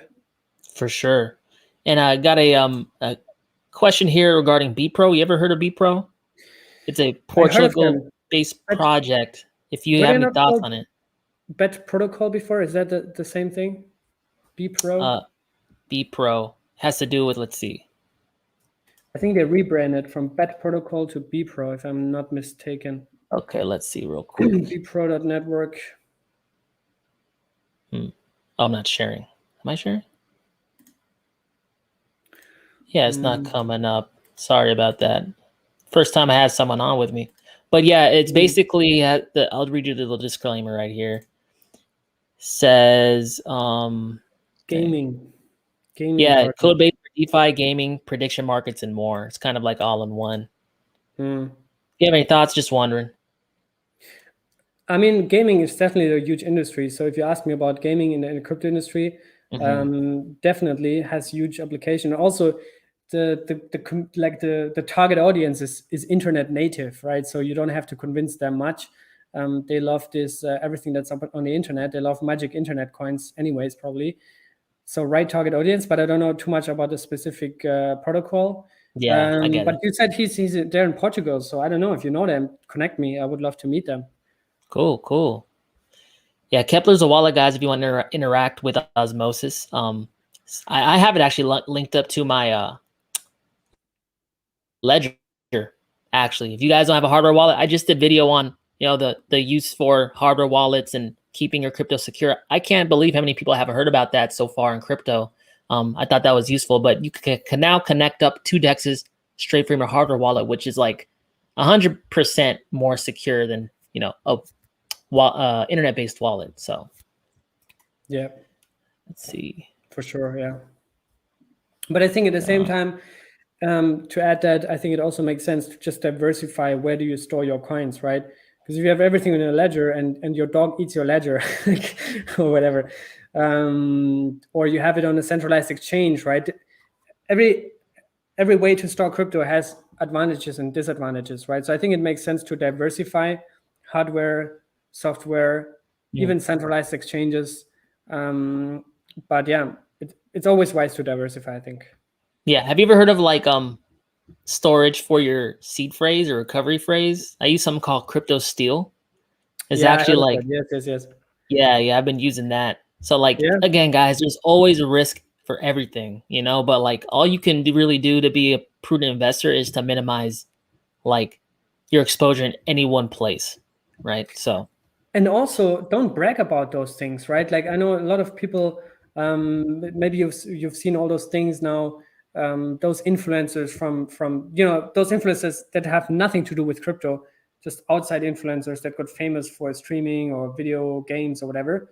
They're all now bragging about their crypto holdings and how much money they make, right? So obviously you're just increasing your surface attack, right? But if you keep it low key, don't brag about your how wealthy you are with your Dogecoins and Shiba Inus in crypto, then you also just minimize the risk to even be on the radar of somebody, right? So you just want to keep it low key, keep it secure, keep it private, and do your thing. Yeah, we're kind of personalities, right? So we more or less have to be somewhat public with it, but I never ever disclose holdings ever. You remember in 2017, Ian Ballina, who I think is a good guy. I met him a couple of times. He's a fun guy, really cool guy, and he's so smart. But he was sharing his portfolio publicly all the time, right? And weekly. Like amounts? Yeah, amounts. Yeah. And it was like 5 million or 7 million. And then he got hacked on a live stream. Well, there's people that say it was all fake or whatever. Doesn't matter. But the point is, don't do that, right? Don't do that. So yeah, because what do you gain from it? You know, other than some social cred. Like you gain nothing. You open yourself to all types of risk when you really don't got to, unless you just want to brag about it. But right. I'd rather look at my watch the spoils of my money from a freaking villa. You know what I'm saying? Like not necessarily just like talking about it, but hey, different strokes for different folks. And also very important to always secure your socials, right? Your Twitter, your emails, right? That's also very important, because if you store your private keys on your personal computer, or I don't know where you store them, but your email gets hacked, your computer gets hacked, right? You're at risk as well. So make sure you secure also your socials and email accounts. It's super important. Yeah, I actually I have a link, guys, down in my description. Typically I'll put it after this video to SUBQUERY, which is like a have you ever heard of that? Where it's like a USB where you put in your computer and it provides two-factor authentication that way. So it's like a manual physical touch thing. Because like typically most online threats are not physical. You know, so you can it doesn't work with everything, but you could secure Twitter with it, Gmail with it. You could YouTube with it. I know that Crypto's News, Omar Bam, I've been watching him for the longest time, and I know he got like compromised, and he fixed it with his with the YubiKey. And I use the same thing. It's not perfect for everything. Interacts with a lot of centralized services, but while we're in the growing pains period, you're gonna have to deal with some centralized services. You know. Yeah, so he's also a very cool guy. I like him a lot as well. For sure. Very authentic guy. Yeah. So man, let's just open it up. What are your plans now with the crypto and your channel and all that? What are you trying to do with it, and how you've been liking being as an influencer so far? I don't know, man. It all came together by itself. You know, I've not planned to become a Cosmos YouTuber or to become a big influencer. I just love the industry. And I think that I have a lot of experience. Like I was saying earlier, you know, I've been everywhere. I've got scammed. I lived in China for 1.5 years. I met probably 500-600 people there on events, took them for coffees, you know, and learned from that. Back then I was just a student, a poor student, you know, exchange student.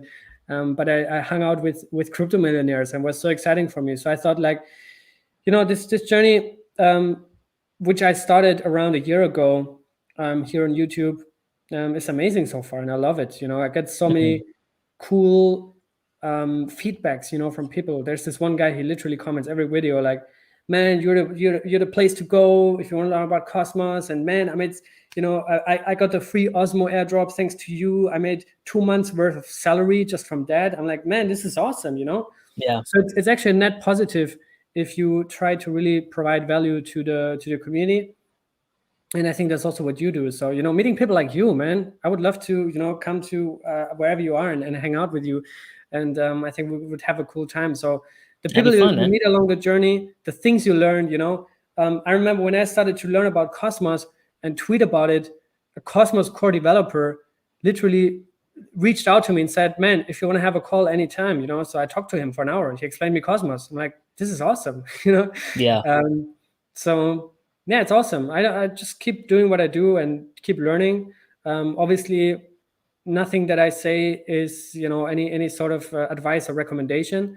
The only thing that I recommend is for people to take action, to learn, to try things out, and to have an open mindset. So that's my kind of mission here. Yeah, and I agree with you. Like, guys, if you're thinking like, yeah, I'm late to the train, and this is a wide open industry. There's vacuums everywhere, and you'd be like, especially during the bear market, or at least in 2020 when everything was still on the floor, you wouldn't believe how many people weren't just even talking about crypto. They didn't want to risk being look seen as a fool. You know, everyone's scared of being seen as a fool, but guys, like, if you really want to penetrate a market and take opportunities, like advantage of opportunities, sometimes you got to have a contrarian outlook. You know, so like, if you are into crypto, you learn about it every day, you know more than 99% of people, you can offer value and grow in this space along with the market. So don't think you're late. Yeah. And this industry is still beautiful after all. I think even though we have so much tribalism in the past 1.5, 2 years, there's actually a new phenomenon. But and it kind of sometimes takes my passion and enthusiasm for this space, because you get just random hate from people, right? Literally, Adam Back, right, the guy from Blockstream, suspected Satoshi guy, and Samsung Mao, they both blocked me. They blocked me on Twitter. Like, bro, why do you block me just because I like other coins? Not just the orange coin. Like, that doesn't make any sense, you know. So things like that. And then Peter McCormack, I had some threads with him months ago, and then he calls me an idiot and insults me, and like, bro, you know, I mean, you can have different opinions, we can have heated debates, but if you go on a personal level and try to impose personal convictions onto me, right, then it's like, I don't know, man, that's kind of like boring. It takes my passion, you know. And I know a lot of people feel very similar, you know, because it's a very long marathon, you know. Crypto is a very long marathon, and there's so many industries that are impacted and affected from this innovation. So every day we get one step closer to a decentralized world, but at the same time, every time when we fight about those things and separate each other and separate the crypto community, we go one step back. So it's kind of like we're just hindering ourselves here, and we're standing in our own ways if we keep doing that. Yeah, you know, humility is a scarce resource nowadays, it seems. It's like, it really comes down to, hey, if someone likes a coin or something that you don't necessarily agree with, it's like, just have enough humility to say, maybe they know something I don't. And that's kind of like what I've lived my life on, man. Like, I always think that I could learn from people. And, you know, when you approach people with that kind of energy, they typically reciprocate and want to give back to you, teach you. And then doesn't that ultimately help you? I've always thought that, but hey, you know. All right, man. Well, yeah. Yeah. Hey, real quick.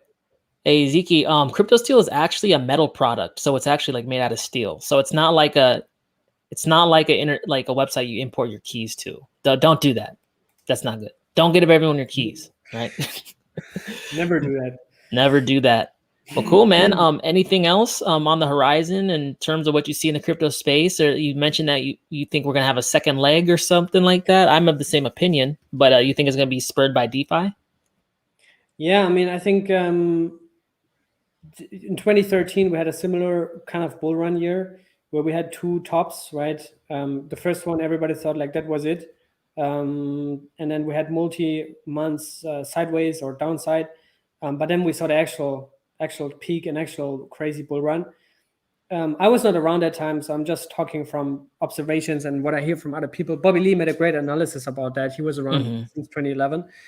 But yeah, so maybe 2021 seems to be a similar structure, right? We have had this crazy run, but not really crazy, you know. And I think there's so many fundamentals still in the pipeline, like I was saying earlier, right? Obviously, Cosmos, that's where I'm balls deep in and learning a lot about it. And I think the cross-chain DeFi ecosystem that is being built right now on Cosmos has potential to really attract a lot of users and bring back that enthusiasm for DeFi, right? And cheap transactions, fast settlement, all those kind of things.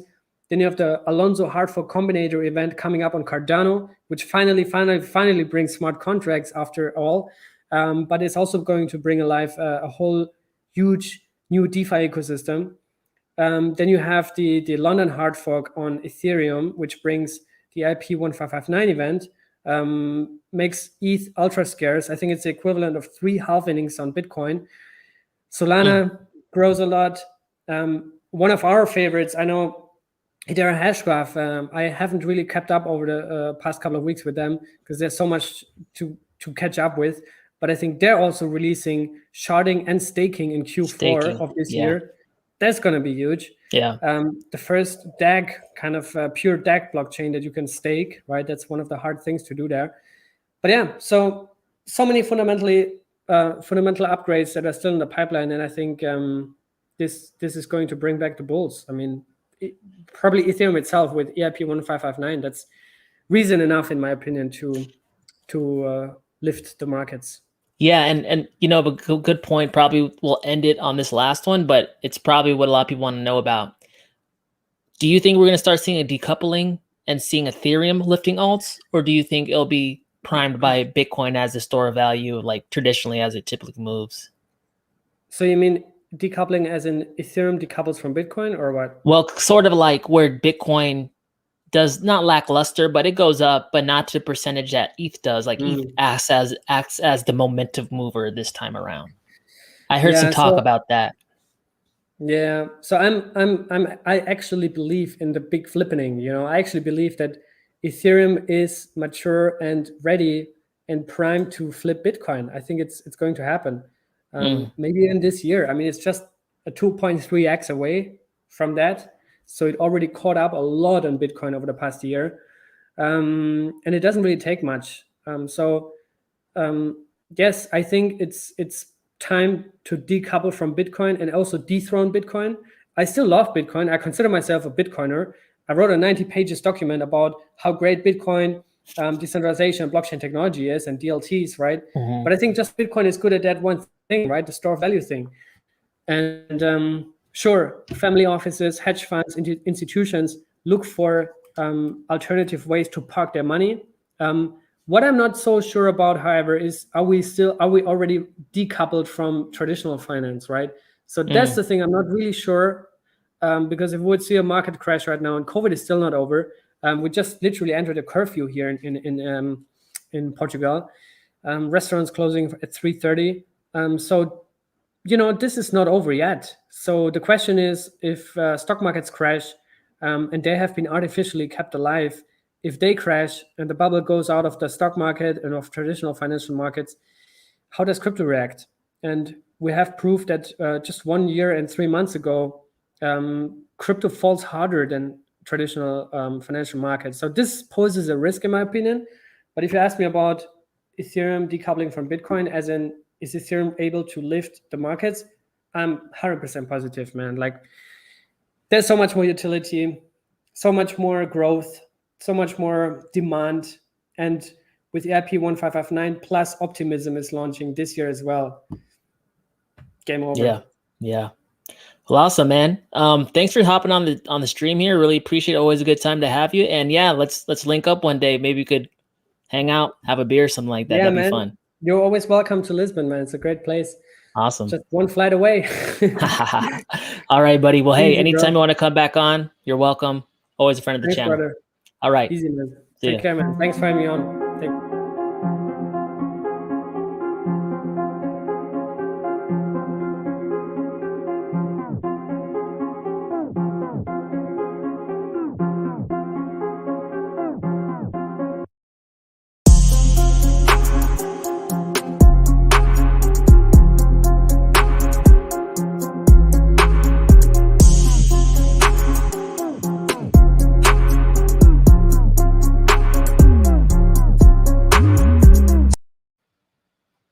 What's up, guys? How'd it go? How'd you like that? You guys want to see more of that stuff like that? Let me know. Open to it. Yeah, guys. I'm just trying to look at ways to improve the channel. Working on some aesthetics, bringing people on to the live streams, have some chit chats, just mix up some of the content, you know. But 21 people, what's up? I'm almost out of coffee. I've been drinking it up. Drinking it. But awesome, guys. Hey, real quick. I did want to bring up some projects to your attention that I thought were pretty interesting. So check this out, guys. I'm not sharing. Got to reshare. All right. So you guys ever heard of the graph? Pretty much querying large data sets and blockchains, improve the efficiency, improve the data, I guess, pulling it up and like searching and stuff. That's been a big problem in blockchain because it ultimately throttles the amount that I guess the speed that data can be brought up. SUBQUERY is basically the graph in more or less very layman's terms of Polkadot. So this is pretty interesting, very, very new. I'm going to be doing some coverage on this probably in the next couple weeks or so coming up. But I thought that this was like, I'm just trying to bring your guys' awareness to some of these interesting opportunities. So making the world decentralized data more accessible. SUBQUERY powers the next generation of Polkadot dApps. And the reason I'm interested in this, guys, is because I self-admittedly lack exposure to Polkadot. Didn't get into Kusama, saw Kusama at $4. Now it's what? Huge. That's my parent-in-law's clock, guys. Chill out. And I'm looking at things and products that are going to be useful and utilized within that ecosystem. Because you can either get into DOT, get into Kusama after it's taken off, or find something that's overvalued that's being utilized by those. Right? So extract, persist, query, and transform. I'm not going to get into all right now, but some of the partners, Akala, Bitfrost, Darwinia, Sick Country, Manta Network, Plasma, Hydra, Moonbeam, and Edgewire. And guys, I think this is something that looks pretty interesting. Again, I'm going to get into more depth in the video coming up, but just want to bring it to your attention. And another one I think is pretty interesting is ENVOY, right? So this is launching in 2021, a new era in premium collectibles. Make sure to join the Telegram group so you guys stay up to date. I don't think either of these tokens are trading as of yet, I believe. I know it's super early on these, but hey, that's the best time to find out about this stuff. We're building a premium NFT label that helps select artists with their creative journey in this new thriving space, ensuring the space to end-to-end services and community-driven network where creators can trade and gain real-life perks. So check this out. Pretty cool stuff.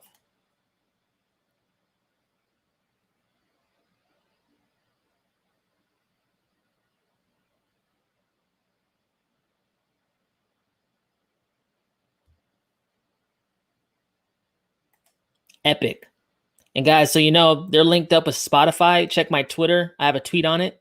Spotify, Live Nation, Tomorrowland. And if you guys have been in the rave scene like I have, Tomorrowland's huge, like EDC, but bigger and on a more global scale.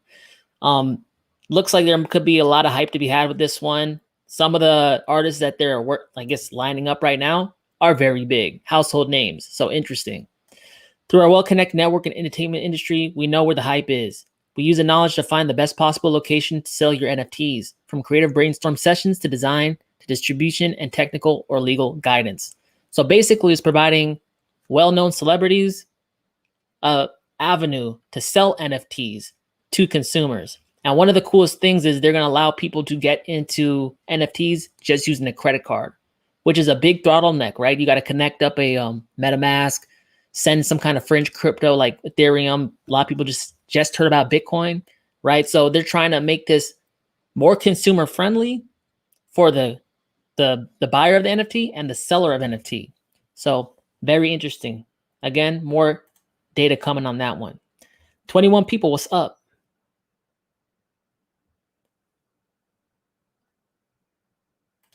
Keep grinding, brother. Fire. I got that fire. Be humble. That was great, bro. You doing big things, helping lots of people. Trying to, man. Always trying to. I believe in the law of reciprocity. You want to get? You got to give. The intro is and designs are dope, clever with the blocks in the background. Hey, you get it? Blocks? Block. I like that. Yeah, I made those, man. Hell yeah, bonus credits. That's excellent. I was looking for. There you go. Digibyte, one of the OGs of crypto. Yeah, Digibyte's been around since 2014. Again, if you guys haven't seen my interview with Josiah, make sure to check it out. If you don't know where my YouTube is, it's right here, guys. It's right here. Check it out. Josiah Spackman, CFO, Chief Fund Officer, Digibyte. Really cool guy. We talk about Digi assets. We talk about NFTs being issued on Digibyte and what he's psyched for.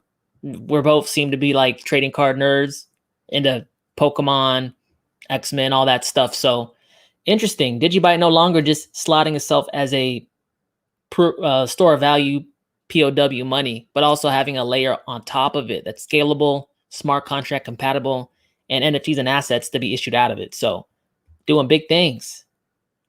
Cryptocito, thanks for having me on, brother. Loved it. Hey, I'm glad, man. Thanks for coming on. Always good to talk to smart people in the space. It helps everyone who listens, right? So thank you for coming on, man. Let's collab again sometime. Love it. Fanta, I love to go to Tomorrowland and Fuji Festival and Burning Man. Tomorrowland looks nuts. Burning Man's freaking nuts. What, they don't have money out there or something? That's weird. Hey, there gotta be a Burning Man coin. Nah, they don't like money, right? DGB, Blue Hearts, Metal, something. World, Gem. Digibyte people showing out for me right now. Dang. You guys, so I'm gonna try to do 2 community coins. Again, trying to step up the production. Digibyte's coming tomorrow, right? So I'll be editing today. Already filmed it. It's gonna be hot. It's gonna be hot.